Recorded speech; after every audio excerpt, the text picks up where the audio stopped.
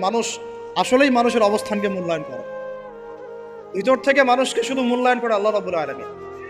না হলে কি হতো, এই যে এত অন্যায় আমরা করেছি, আল্লাহ পাক কি আমাদেরকে ছেড়ে দিয়েছেন, ফেলে দিয়েছেন, গজবে ধ্বংস করে দিয়েছেন? এই যে আল্লাহ পাক যে আমাদেরকে মহব্বত করেন, ভালোবাসেন, তার প্রমাণ এগুলো। আল্লাহ পাক চান যে আমরা যেন ফিরে আসি। আল্লাহ পাক বলছেন, সারা দুনিয়ার সমান গুনাহও যদি সে করে ফেলে, আসমানের সমানও গুনাহ করে ফেলে, খালি তওবা করে ফিরে আল্লাহকে বলবে আস্তাগফিরুল্লাহাল্লাযী লা ইলাহা ইল্লা হুয়াল হাইয়ুল কাইয়্যুম ওয়া আতুবু ইলাইহি। আল্লাহ পাক বলছেন, খালেস তওবা করলে গুনাহ তো মাফ করে দিবই, আগের গুনাহগুলোকে নেকি দিয়ে পরিবর্তন করে দিব। এটা ভালোবাসা না? আল্লাহ পাক সৃষ্টি করেছেন আমাদেরকে ভালোবেসে। কোরআন খোলেন, সূরা সদ পড়েন। সূরা সদের মধ্যে দেখবেন আল্লাহ বলছেন, খালাকতু বিয়াদি মা মানাআকা আল্লা তাসজুদা খালাকতু বিয়াদাই, মানে তুমি ইবলিস কেন তাকে সিজদা করলে না যাকে আমি নিজ হাতে সৃষ্টি করেছি? এটা মহব্বতের বহিঃপ্রকাশ না? আল্লাহ আমাদেরকে নিজ হাতে সৃষ্টি করেছেন। আল্লাহ পাকের হাত কেমন এটা আমরা ব্যাখ্যা করতে যাব না। এর হাতের অর্থ কি সেটাও ব্যাখ্যা করার, তাহবিল করার দরকার নাই। কোরআনে আসছে যেভাবে সেভাবে আমরা ঈমান রাখবো, ঠিক আছে ভাই? এখানে আবার অনেকে অনেক তালগোল পাকায় ফেলে এবং বিভ্রান্ত হয়ে যায়, এদিকে যাওয়ার দরকার নেই। এখানে বোঝানো হচ্ছে আল্লাহ রাব্বুল আলামিন আমাদেরকে মহব্বত করে সৃষ্টি করেছে। এই পুরো সৃষ্টি জগৎটাই তো আল্লাহর মহব্বতের বহিঃপ্রকাশ। সবকিছু এত নিপুণভাবে চলতেছে, এটা মহব্বতের বহিঃপ্রকাশ না? আমি আপনাদেরকে নিয়ে যদি কোনোদিন কক্সবাজারের সৈকতে তারা দেখাতে পারতাম, তাহলে আমি বুঝাইতে পারতাম আপনাদেরকে যে এই মহাবিশ্বটা ঠিকই আছে। কিন্তু তারার মধ্যে একটা গাণিতিক ক্যালকুলেশন আছে যেটা সবাই জানে না। যারা একটু অ্যাস্ট্রোনমি নিয়ে পড়াশোনা করেছে তারা জানে। আপনার মানে মাথার বিবেকই উল্টায় যাবে যে এত সূক্ষ্মভাবে কিভাবে আল্লাহ রাব্বুল আলামিন এই মহাবিশ্ব সৃষ্টি করলেন। এক চুল এদিক ওদিক হলে পুরো বিশ্ব কায়নাত ধ্বংস হয়ে যায়। এটা কি আল্লাহ পাকের মহব্বতের বহিঃপ্রকাশ না? আল্লাহ পাক তো বরং বলেছেন পুরো সৃষ্টি পরিবারটাই আল্লাহর আহাল, আল্লাহর পরিবারের অন্তর্ভুক্ত। সুবহানাল্লাহ। এমনকি আল্লাহ পাক আমাদেরকে বলেছেন, তোমরা জমিনবাসীর সবার উপর রহম করো। ইরহামু মান ফিল আরদ ইয়ারহামুকুম মান ফিস সামা। তোমরা সবার উপর রহম করো, দয়া করো। দয়া রহম এটা তো মহব্বতের একটা অংশ। তোমরা সবার উপর দয়া করো, রহম করো, মহব্বত করো। এটা কি হবে? তাহলে আল্লাহ পাক আসমানে যিনি আছেন, আল্লাহ পাক তোমাদের উপর রহম করবে। আমরা সেই মহান সত্তার ভালোবাসার থেকে বের হয়ে হারাম এই যৌন ভালোবাসার দিকে যাওয়ার চেষ্টা করেছি।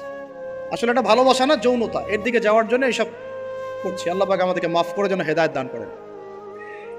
আল্লাহ পাক কত ভালোবাসেন এটা নিয়ে বলতে গেলে আজকে রাত শেষ হবে। দেখেন, আল্লাহ রাব্বুল আলামিন আদম আলাইহিস সালামকে সৃষ্টি করেছেন, করে সমস্ত নাম শিক্ষা দিয়েছে। নাম মানে হলো ইলম। নাম মানে কি? ভালো না বাসলে আল্লাহ পাক কাউকে সবচেয়ে সেরা কিছু দান করেন। সূরা ৩ আল্লাহ পাক কি বলেছেন? ওয়া তিন ওয়াজ জাইতুন, এগুলো শপথ করে, লাকাদ খালাকনাল ইনসানা ফি আহসানি তাকওয়িম। মানুষকে সবচেয়ে শ্রেষ্ঠ কাঠামো আল্লাহ পাক দিয়েছে, দেন নাই? কাউকে যদি মহব্বত না করা হয়, তাকে আপনি সবচেয়ে সেরাটা কি দিতে পারবেন? আল্লাহ পাক আমাদেরকে মহব্বত করেন, ভালোবাসেন, এবং আল্লাহ চান আমরাও যেন তাকে মহব্বত করি, তাকে ভালোবাসি। এবং আমরা যদি কাউকে ভালোবাসি, আল্লাহর জন্য ভালোবাসবো। কাউকে ঘৃণা করি, আল্লাহর জন্য ঘৃণা করি। মহব্বতও আল্লাহর জন্য, ঘৃণাও কার জন্যে? আল্লাহর জন্য। আল্লাহ পাক সমস্ত ইলম শিক্ষা দিলেন। এটা কি ভালোবাসার বহিঃপ্রকাশ না? নূহ আলাইহিস সালামের কওম দীর্ঘদিন আল্লাহর কথা শুনে না, আল্লাহ পাক সবর করলেন, ধৈর্য ধরলেন, গজব দিলেন না, শেষ পর্যায়ে গিয়ে আযাব দিয়েছেন। এই যে আল্লাহ পাক সুযোগ দেন, সময় দেন, এটাকে আল্লাহ পাকের ভালোবাসা, দয়া না? এরকম প্রত্যেকটা কওমের ক্ষেত্রে হয়েছে। আমি তো ফিল করলাম এই ভালোবাসা নিয়ে ঘাটাঘাটি করতে গিয়ে যে আসলে আল্লাহ পাক যে আমাদেরকে সবচেয়ে বেশি মহব্বত করেন, তার সবচেয়ে বড় নিদর্শন কি জানেন? আমাদের কাছে আল্লাহ রাব্বুল আলামিন আল কোরআনের মতো কিতাব নাজিল করেছেন, আর আমাদেরকে আল্লাহ পাক নবী মুহাম্মদ সাল্লাল্লাহু আলাইহি ওয়াসাল্লামের উম্মত বানিয়েছেন। আল্লাহ পাক যে নবী মুহাম্মদ সাল্লাল্লাহু আলাইহি ওয়াসাল্লামকে এই দুনিয়াতে পাঠিয়েছেন না, এটাই সবচেয়ে বড় মহব্বত, সবচেয়ে বড় রহমত। কারণ তার সুন্নতে এমন কিছু নাই যেটা আপনি খুঁজে পাবেন না।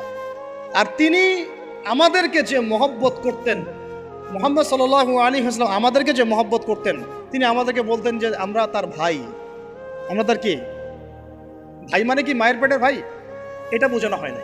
একটা হাদিসে তিনি বলেছেন, আমি তো পিতৃতুল্য। তার মানে কি সত্যি সত্যি বাবা সন্তানের সম্পর্ক? রুহানি পিতা। তিনি কি ইমাম নন? তিনি ইমাম, তিনি নেতা, তিনি আমাদের শিক্ষক, তিনি নবী। তো তিনি আমাদেরকে যে মহব্বত করতেন, তিনি একদিন বলছিলেন নবী সাহাবীদের সামনে, কাশ আমি যদি আমার ভাইদেরকে দেখতে পেতাম। সাহাবীরা বলছেন, ইয়া রাসূলুল্লাহ, আমরা কি আপনার ভাই না? তখন নবীজি বলছেন, না, তোমরা আমার সাহাবী। আমার ভাই তারা যারা আমাকে না দেখেই আমার প্রতি ঈমান নিয়ে আসে। প্রত্যেক নবীকে আল্লাহ পাক একটা দোয়া করার চান্স দিয়েছে। কয়টা ভাই? এমন একটা দোয়া যেটা করলে আল্লাহ পাক কবুল করবেনই করবেন। পড়লে আল্লাহ পাক কি করবেন? অবশ্যই কবুল করবেন। নবী সাল্লাল্লাহু আলাইহি ওয়াসাল্লাম বলছেন যে সমস্ত নবী এই দোয়াটা পৃথিবীতে করে ফেলেছে, আমি এই দোয়াটাকে মুলতবি রেখেছি যে কাল কিয়ামতের মাঠে আমি আমার উম্মতের জন্য সুপারিশ করবো ইনশাআল্লাহ। এবং নবী সাল্লাল্লাহু আলাইহি ওয়াসাল্লামের সুপারিশে বহু কবিরা গুনাহগার মুসলমান যারা জাহান্নামের ফয়সালা হয়ে গেছে তাদেরকে আল্লাহ পাক কিছুটা শাস্তি ভোগ করালে হলেও আবার জান্নাতে নিয়ে আসবেন। তিনি আমাদেরকে মহব্বত করেন না? করতেন না? চিন্তা করে তাহলে আমরা তার দিনকে কি মহব্বত করলাম, আমরা তার হুকুম হাকামের বিধিবিধান সুন্নতের কি মহব্বত করলাম, চিন্তা করেন। একটা হাদিসে নবীজি স্পষ্ট করে বলছেন এটা আমাদের জন্য একটা কষ্টি পাথর। এটা একটা কি কষ্টি পাথর। তিনি বলছেন লা ইউমিনু আহাদুকুম, তোমাদের মধ্যে কেউ মুমিন হইতে পারবে না। কি হইতে পারবে না?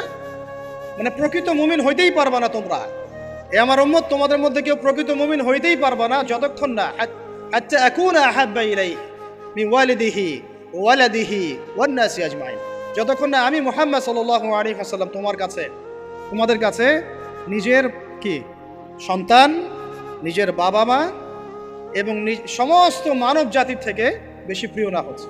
আর এটা আবার বলি, নবীজি বলছেন কেউ ততক্ষণ পর্যন্ত প্রকৃত মুমিন হতে পারবে না যতক্ষণ না আমি মুহাম্মদ সাল্লাল্লাহু আলাইহি ওয়াসাল্লাম তার কাছে তার সন্তান, তার পিতা, এমনকি সমস্ত মানব জাতি থেকে বেশি প্রিয় না হচ্ছে। আমরা যারা আগামীকালকে এইটার প্রিপারেশন নিয়েছি, আসলে কি আমাদের কাছে নবী প্রিয় বেশি না আমাদের দুনিয়ার স্বার্থ বেশি প্রিয়?